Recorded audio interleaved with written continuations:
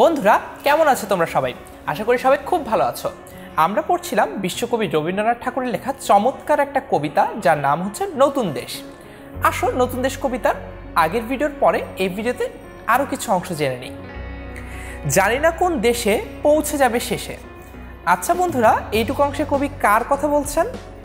আমরা কিন্তু আগের ভিডিওতে ইতোমধ্যেই দেখেছি যে ভাটার টানে চলমান একটা নৌকার কথা কিন্তু কবি বলছেন, এবং এই নৌকাটা চলতে চলতে বা যেতে যেতে শেষমেশ যে কোন দেশে গিয়ে ঠেকবে বা পৌঁছাবে সে সম্পর্কে কিন্তু কবি অনিশ্চিত, বা তিনি কিন্তু জানেন না আসলে তার শেষ গন্তব্যটি কোথায় এবং তারপর সেখানেতে কেমন মানুষ থাকে, কেমন বেশে।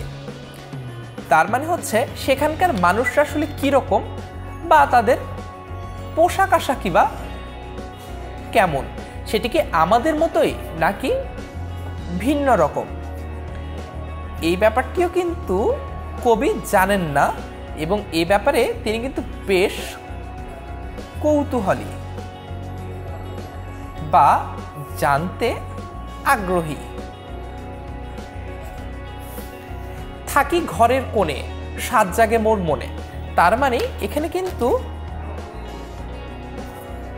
তিনি বেশ সূক্ষ্মভাবে একটু আক্ষেপ প্রকাশ করেছেন যে তিনি তো ঘরের কোণেই থাকেন, তাই তার মনে বিভিন্ন স্বাদ বা আহ্লাদ জাগে বা ইচ্ছা জাগে। কিসের?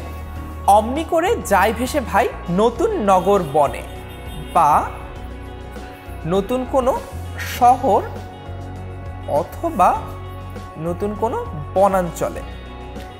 আসলে কবি যেটা বোঝাতে চেয়েছেন সেটি হচ্ছে তিনি তার নতুনত্বের প্রতি যে আগ্রহ এবং নতুনত্বের আহ্বানে সাড়া দেওয়ার তার যে কৌতূহল, সেটির কথাই কিন্তু এখানে প্রকাশ করেছেন, কিন্তু সাথে ছোট্ট একটা আক্ষেপও প্রকাশ করেছেন। সেটি হচ্ছে থাকি ঘরের কোণে, তাই তিনি আসলে যেতে চাইলেও সবসময় আসলে যেতে পারেন না।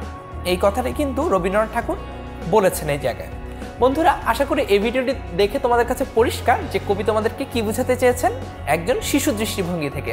তারপরেও কারো যদি কোনো প্রশ্ন বা জিজ্ঞাসা থেকে থাকে সেটি কিন্তু তোমরা খুব সহজেই আমাদেরকে লিখে জানাতে পারো। আমাদেরকে লিখে জানাও এবং তোমাদের যা কিছু প্রয়োজন তাও সব কিছু আমাদেরকে জানাতে থাকো। আমরা ফিরছি পরের ভিডিওতে নতুন একটি অংশ নিয়ে একই কবিতা।